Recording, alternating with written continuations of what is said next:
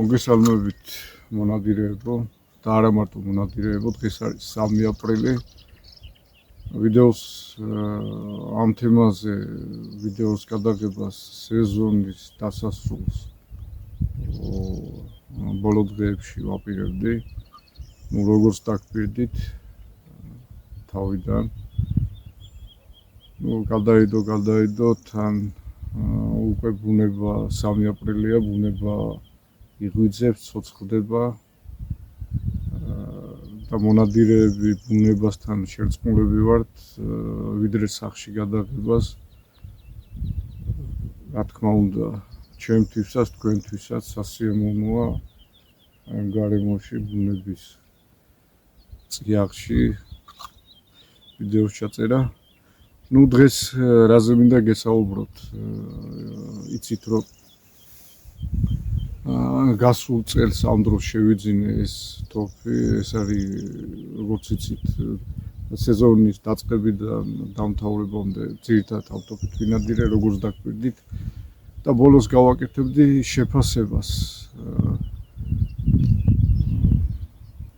ბევრი მოწერები იყო, როგორი ძირითადად ფირმასთან დაკავშირებით, როგორი ტოპია, როგორი ფირმა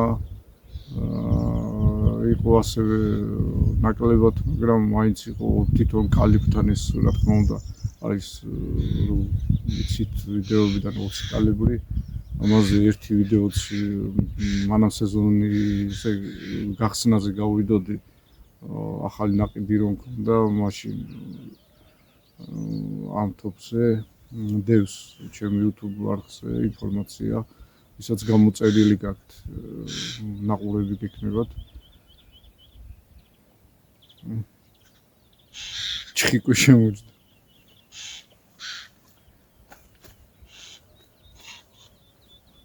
ბუნება იღვიძებს, ფრინველებიც მოფრენენ. რომ მანამ ვიდეოს დავიწყებდით, აბა ჩავყვიროთ.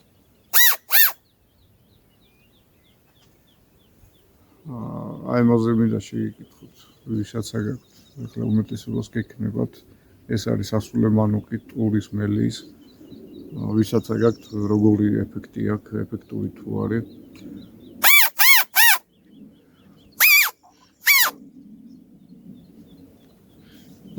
წეღან საკეთია ფილტვები მეთქინა. ცოტა ეხლა ტყის პირში ვარ და რა ვიცი, წეღან საკეთია. ისე ფილტვებისთვის კი კაია, მაგრამ ძალიან ის უნდა რა.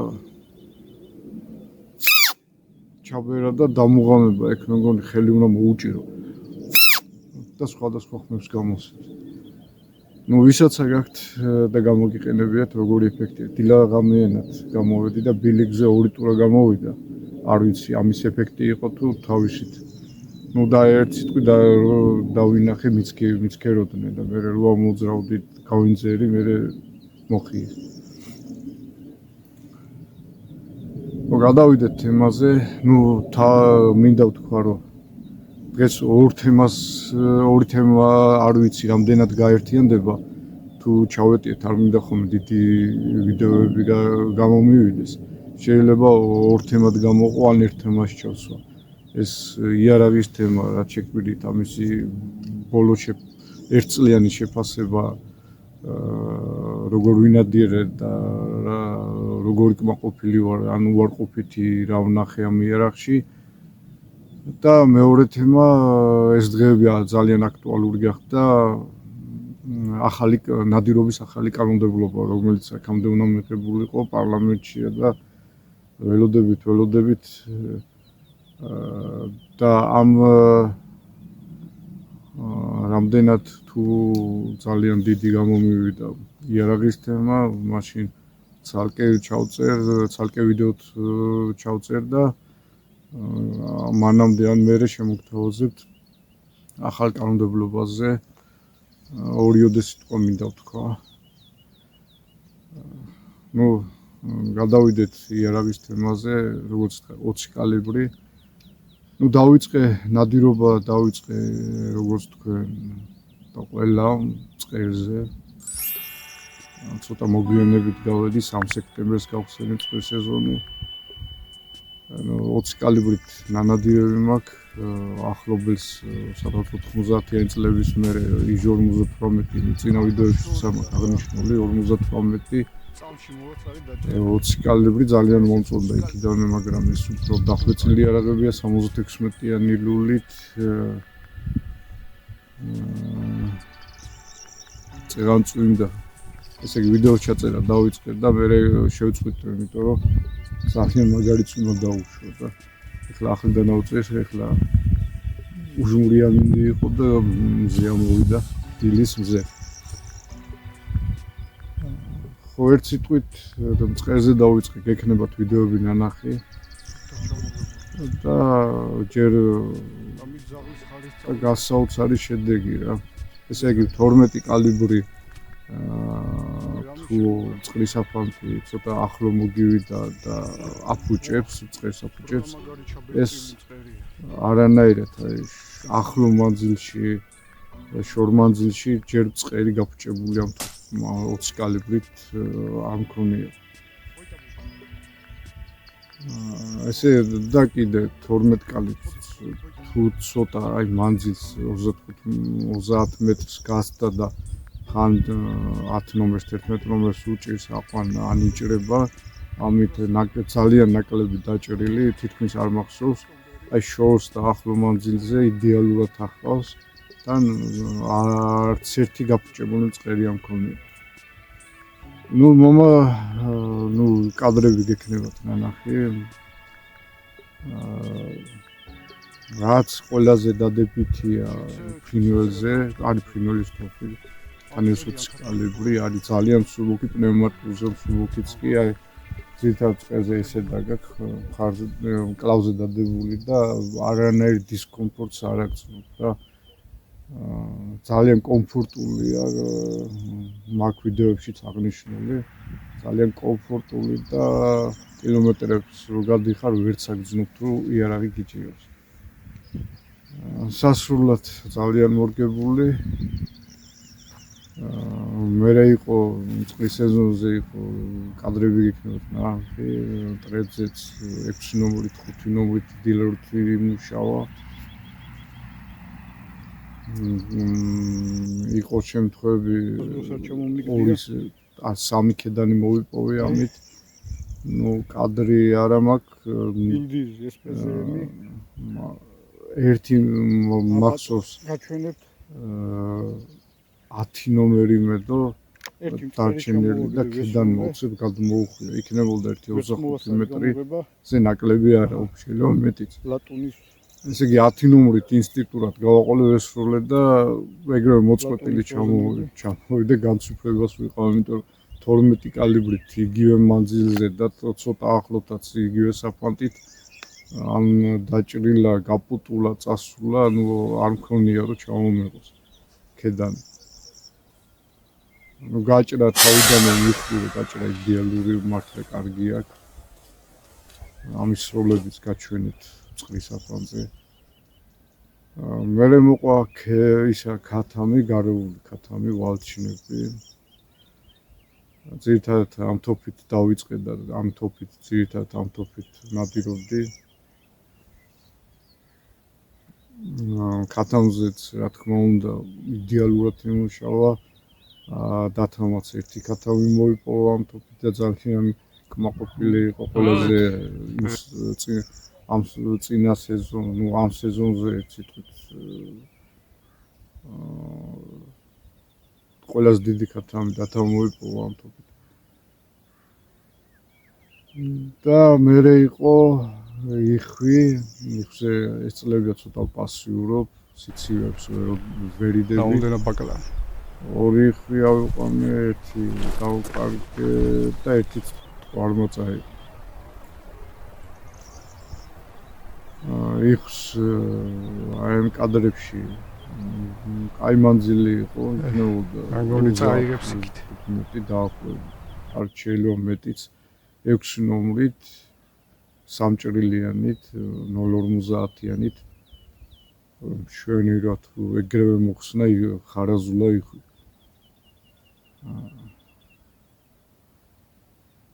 რაც ხო დანარჩენი ფირმას რაც შეეხება მაგ ამაზე ვიდეო ჩაწერილი ილდიზის ფირმა რომელიც რეკლამაში ალბათ გამომივა აპატ შემოაქვს აქ არის 20 კალიბრებიც 12 კალიბრების 16 არ არის მე ეს არის ვიდეოებშიც ამაზე განხილვა რომ არ არის ეს სერიული არ არის ეს არის საუბილო თოფი აი ეგ მედალიონი აქვს ამაზეც ახსნილი მაქვს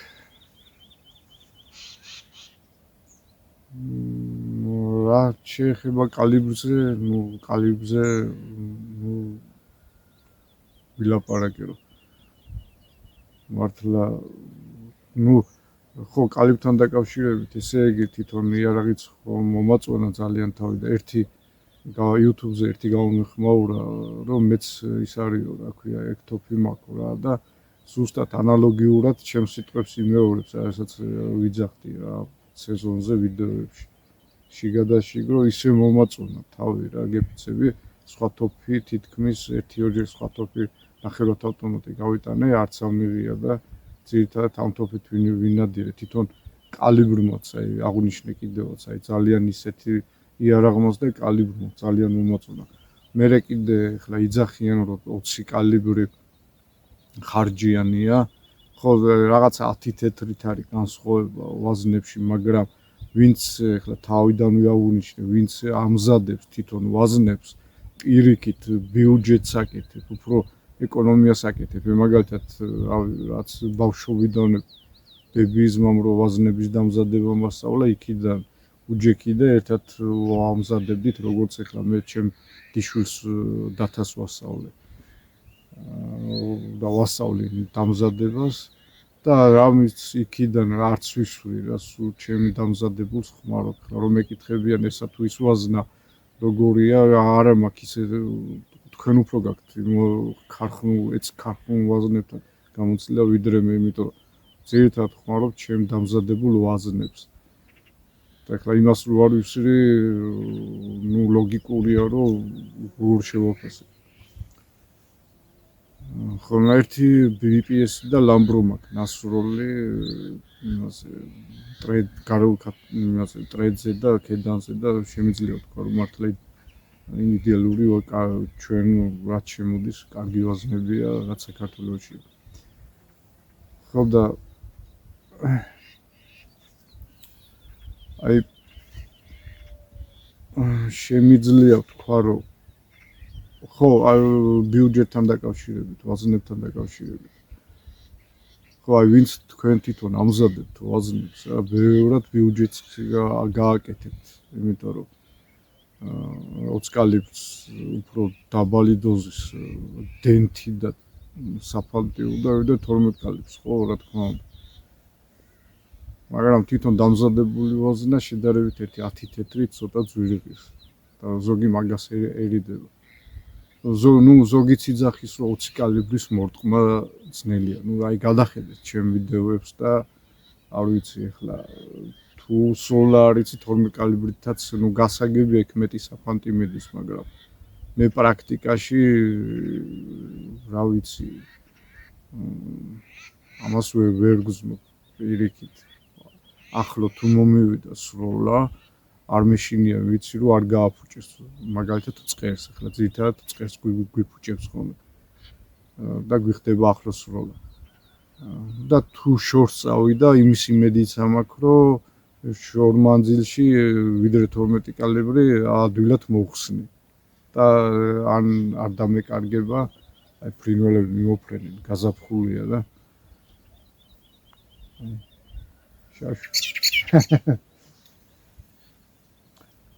ხო ერთ სიტყვით აი ესე რა ჩემი შეფასება რა ხო რა ვიცი ხო არაფერი ხო რაც ფოლადს რაც შეეხება ამაზე ახსნილი მაქვს ფოლადზე არა აქვს ფოლადის დაშვება ახლა კი გასაგებია ეს გათვლილი 1200-1300 ბარზე ამის ლულები წნევა ფოლადი პრაქტიკულად კი შეუძლია ფოლადის სროლა ცილინდრებით 4-იანი და 5-იანი ჩოკით მაგრამ მაინც რეკომენდებული არ არის. თუ ეხლა მაინც და მაინც ვიღაცას საფანტის სროლა უნდა, ეხლა ბარებზეც არ არის რა, ან წიგნაკში, ან ჩოკებზე უნდა გქონდეს, ან მეტწილად დაშვება ლულაზე შროშანის ფორმა, ანუ CIP-ის დამღვა. მაინც და მაინც ნუენდობით და სხვის საფანს თუ CIP-ის დამღვა არ აქვს, ან პასპორტში არ უწერი, ან ჩოკებზე არ აქვს მინიშნება, მაინც ფოლადის საფანს განსაკუთრებით სხვილის რომელშიც წნევა მეტი იქნება ლულაში სხვილსაფანზე მივიხმართ. არის ტყვიაზე მკრივი, არ ვიცი საქართველოში არის თუ არა, არ მიკითხია. მუზარაც არ აქვს, არ ვიცი სხვა მაღაზიებს თუ შემოვაქ, იცით რომ ახლა ვაზნებს არ ყიდულობ და მე ერთი უნდა მოვიკითხო ბისმარტის საფანტი. ასეთი მეტალი არის, რომელიც არ არის ტყვია, მაგრამ ტყვიაზე ადვილად დნება. ტყვიაზე ადვილად დნება და ტყვიაზე მკრივია რა. იმაზე წყალმცურავზე უფრო კარგი შედეგი აქვს და ტყვიაზე ფოლადი რა თქმა უნდა მკრივია. ესე იგი ტყვის საფანზე მკრივია ეს ბისმარტი. და იმას ვთქვათ ნადირზე, წყალმცურავზე, განსაკუთრებით წყალმცურავზე უფრო გამოიყენება. ის ბისმარტი შეგიძლიათ თამამად ნებისმიერ თოხზე, თუნდაც ძველ რუსულ თოხებზე გამოიყენოთ. ფოლადის საფანტის სროლას მაინც კიდევ და კიდევ ვამბობ, რომ მაინც თუ დამღვა არ აქვს, წიგნაკში არ უწერი, ჩოკებზე არ აქვს მინიშნება, მაინც მოერიდეთ. მე მგონი არ ვიცი, აბა ჩავხედოთ, რასაც უყურებ 17 წამი, 18 წამზე გადავედით. ხო არაფერი მრჩება, თუ რაღაცა შეკითხვებია კიდე, შეგიძლიათ კომენტარში გიპასუხოთ.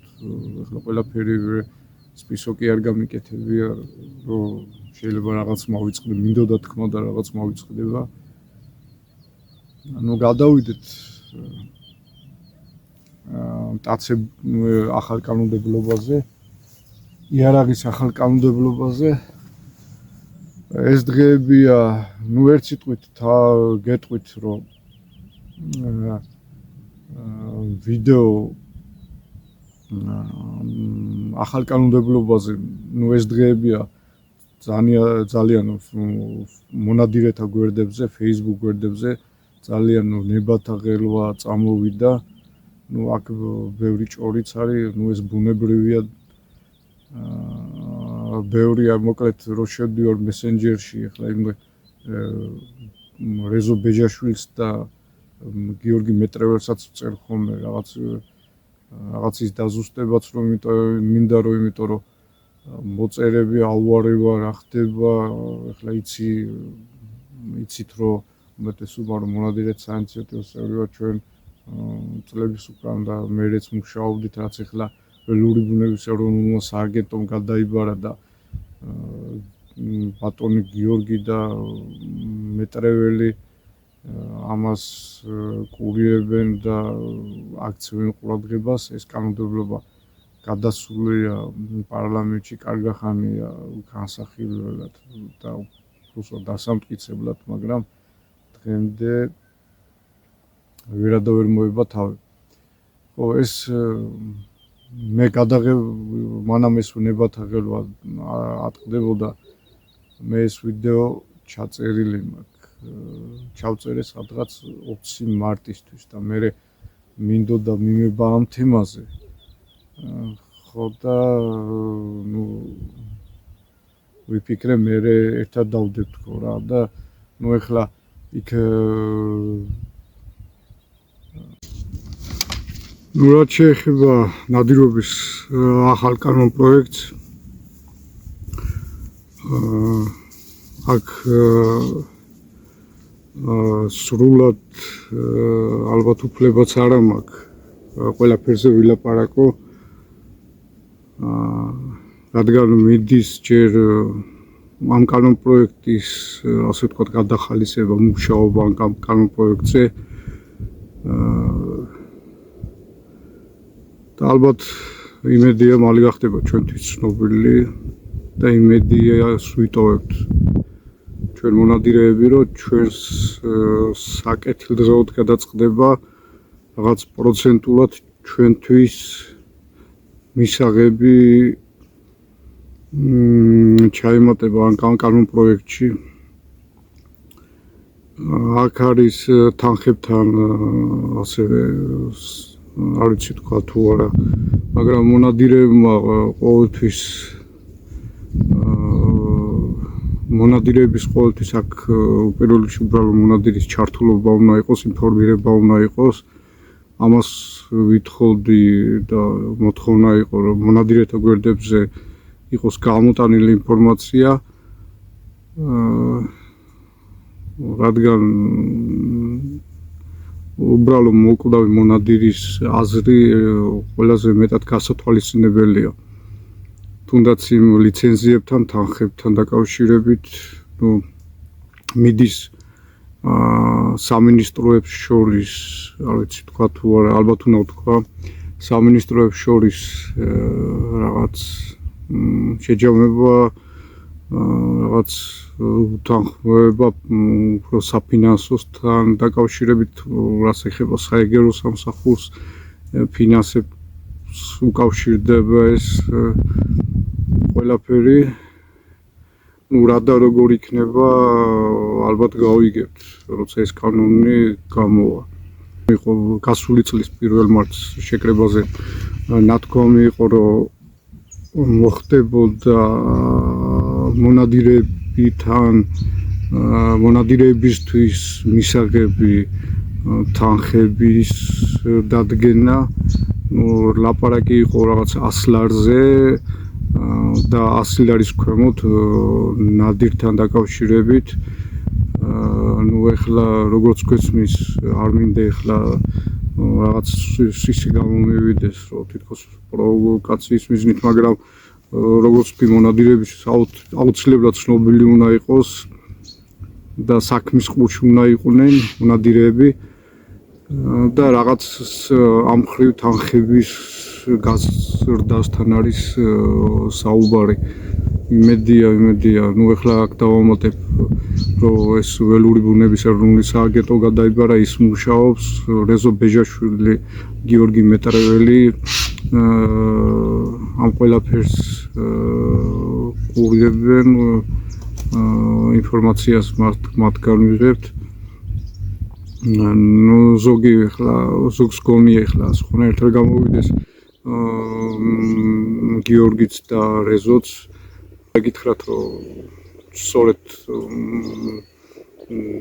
რეზოც და გიორგიც ჩვენიანები არიან ასე ვთქვათ სამინისტროში ჩვენი წარმომადგენლები და ჩვენ ინტერესებს იცავენ მინდა გითხრათ მაგრამ მათზეც ბევრი რამე არ არის მათზეც არის ბევრი რამე რა თქმა უნდა და აკეთებენ და იმედია ბოლომდე რაღაც ნახევარი მაინც ჩვენი მოთხოვნა იქნება დაკმაყოფილებული და ასევე აქ ნადირთან დაკავშირებით ხო ჩემი პრეტენზია გამოხატე იმასთან დაკავშირებით რომ მაგალითად მტაცებელი რომელიც დღეს այն რაოდენობით არის გამოსახშირი დღეს ვიცით კვოტები არის რაც ადგილობრივ მუნიციპალიტეტებს არ გადაცემული რომლებიც უმეტესობა რომ იხოლ აზრზე არ არიან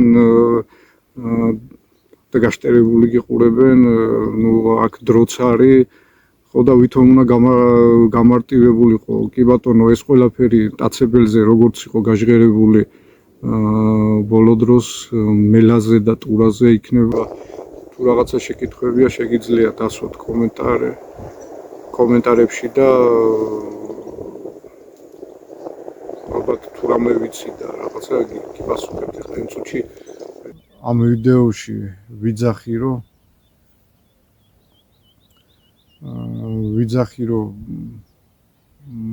მე რომ რაღაცებს ვერ გავამჟღავნებდი რაღაცას რაღაც ვერ ვიტყოდი, ნუ არის თემები რომ რაღაც ის თქმა შეიძლება, მაგრამ იქაც ვიძახი რომ მონადირებმა უნდა იცოდნენ ეს ყველაფერი მონადირების ჩართულობით უნდა მოხდეს ამ ყველაფრის განხილვა. ხო, მაგრამ ეს დღეებია ნუ იფეთქა ამ თემამ დასამალიც აღარაფერია. ნუ იმ დღეს საინიციატივო ჯგუფში წამოიჭრა ეს თემა და ქონდა ლაპარაკი და მე თუ არ ვწდები ბაბუმ გამოიტანა ეს თემა და მე იფეთქა და წამოვიდა და ცოტა ჭორებიც მოება ამ თემას.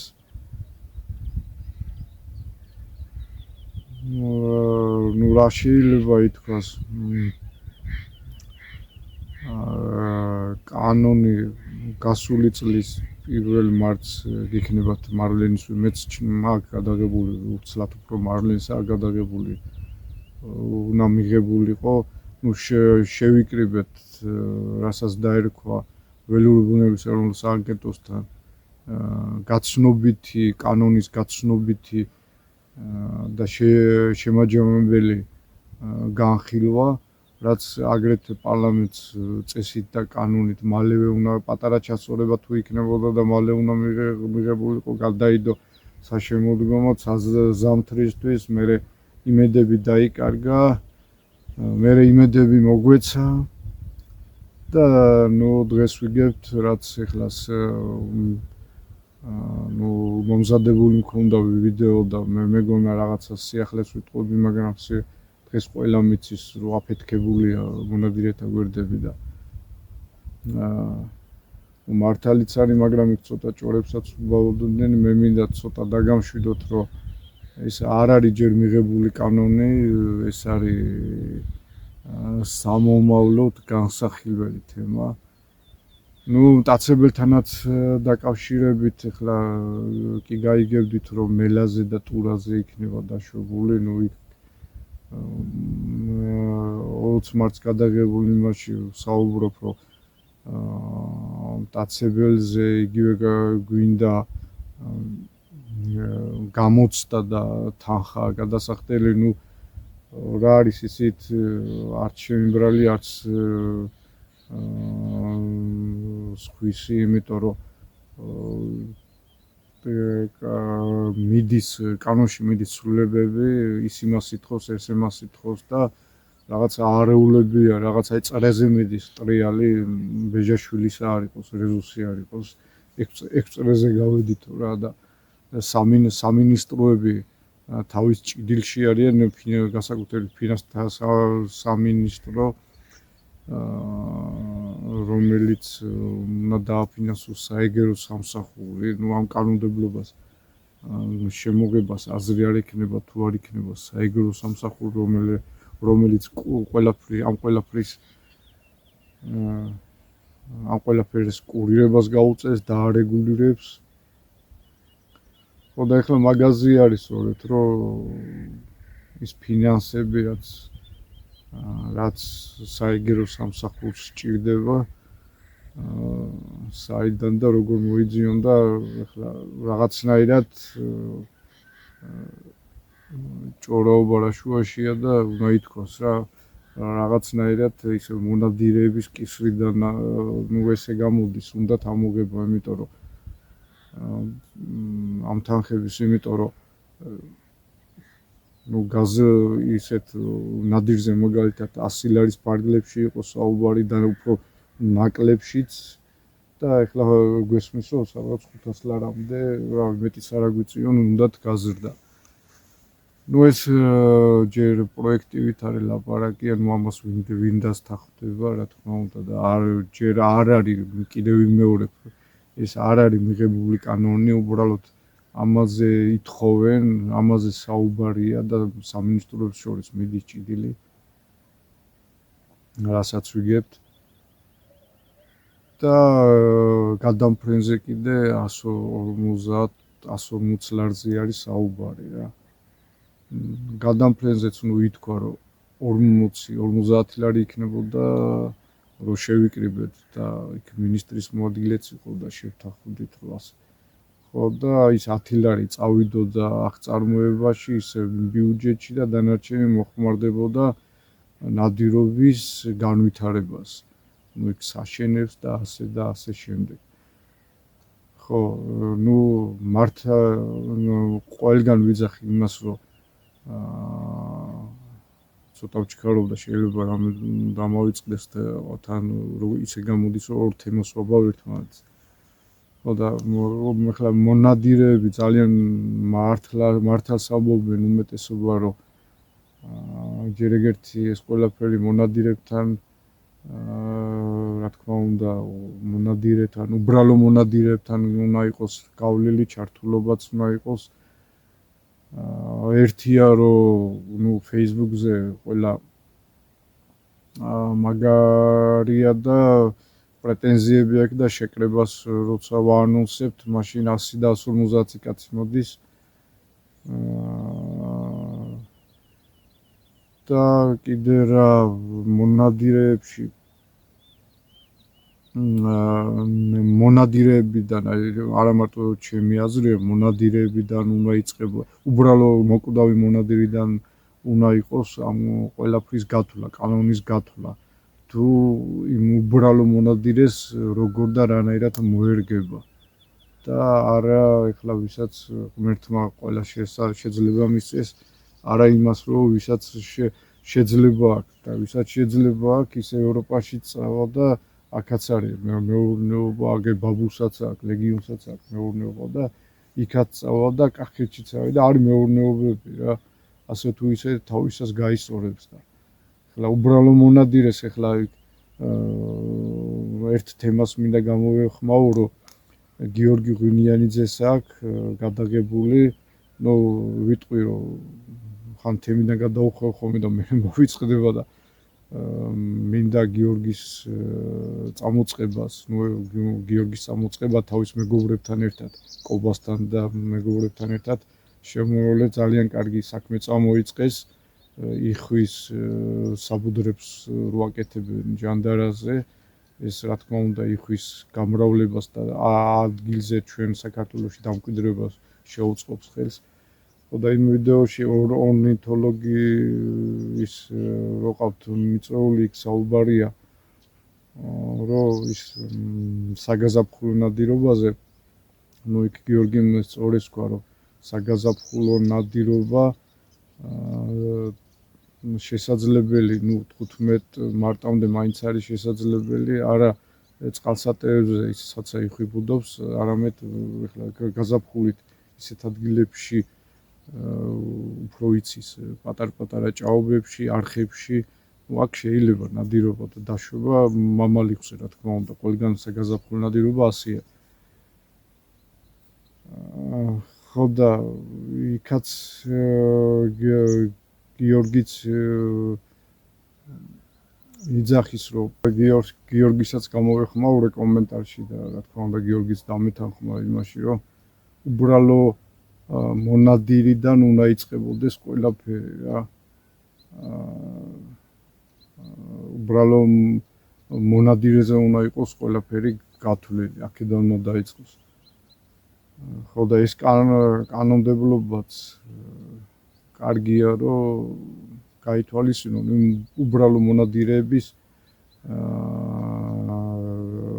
ფინანსები თუ დღეს ნუ არა ვართ ევროპა და ისეთი ქვეყნები, მდიდარი ქვეყნები, თუნდაც რუსეთი, რომ ჩვენ მოსახლეობას ამ გადასახადების გამკლავება, ნუ თუ ამას გავაძვირებთ, აუცილებლად ახლა მონადირეთა გვერდებზეც იწერება, რომ აუცილებლად მივიღებთ ბრაკონიერობას რა და ზოგი იმუქრება კიდევაც, რომ ზოგს მიზეზიც უნდა რა, უმეტესობას მიეცემა ამის მიზეზი.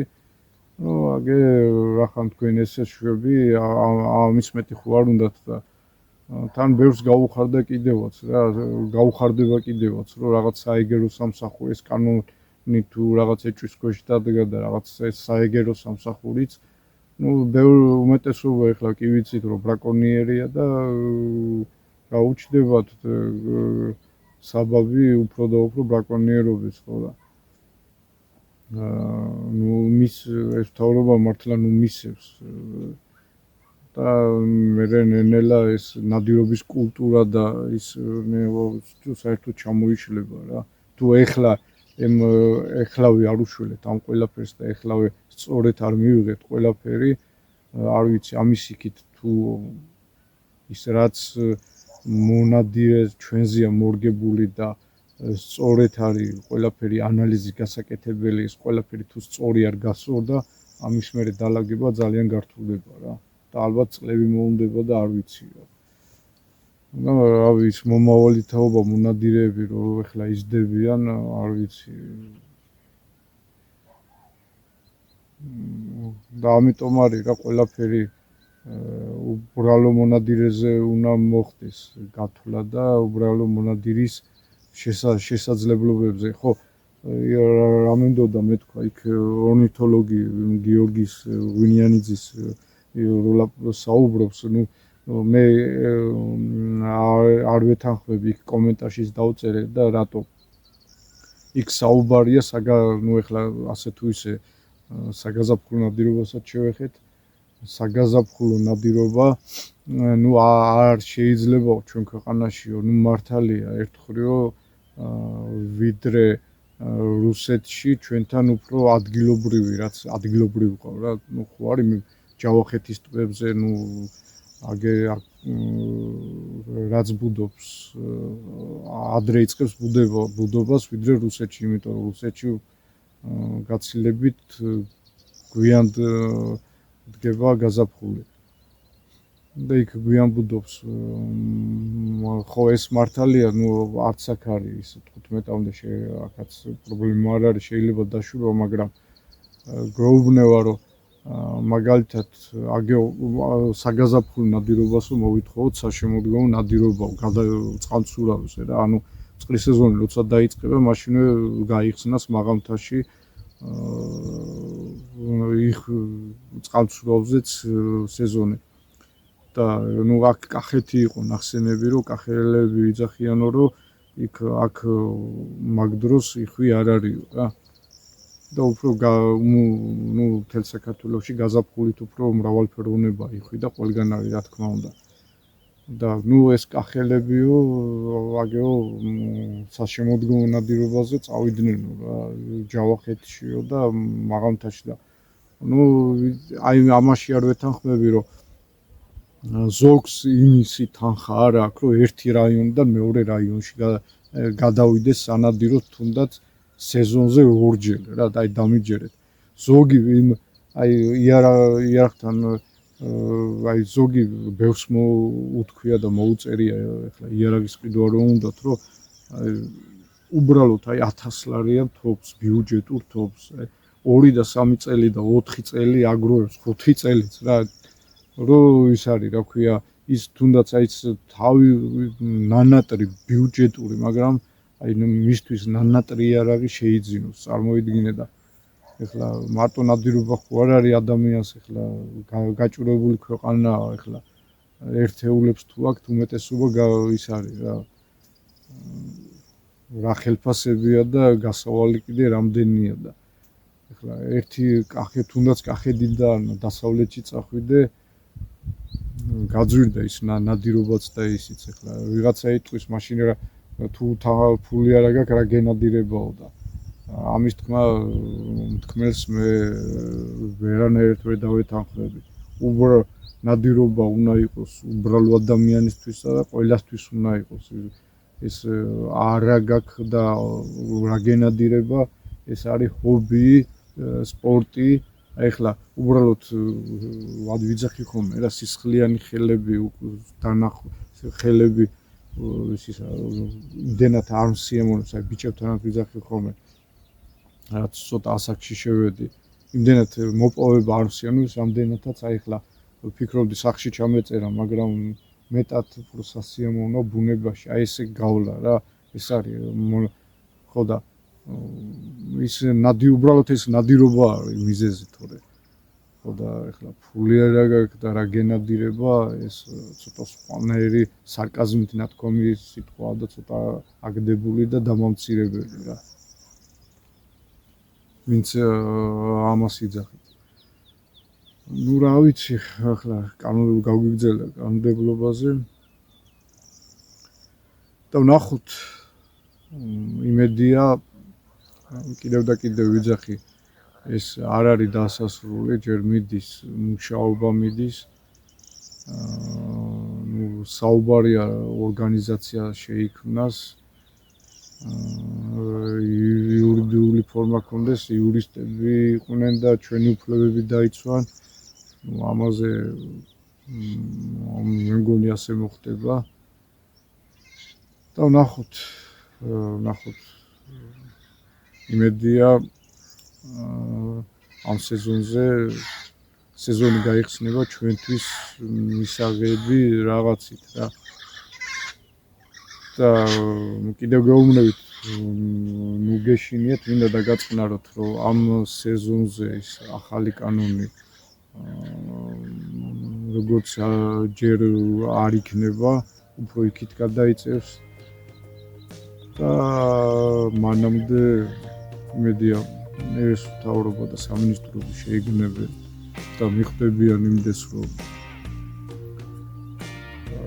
საქართველოს მონადირეები ის დიდი პროცენტი მოსახლეობის დიდი პროცენტი ვართ მონადირეებიც რა. ხო და უმეტეს პროცენტი ამ მონადირეებისა კიდე არის ასე ვთქვათ ღარიბი. ცუდად არ გამომივიდეს. ღარიბი იმ ხრივ, რომ არ არის იმის შესაძლებლობა, რომ ჩვენ 500 ლარები და რაღაც გამოცდები ვაბაროთ.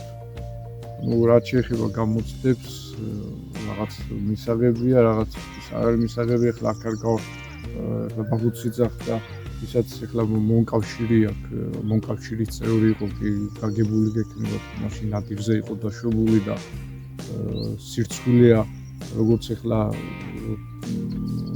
როცა ადვოკატურაში მუშაობდი, გამოცდილი ადვოკატებისთვის გამოცდები უნდა შეებარებინათ, იგივე ანალოგიურია აქაც.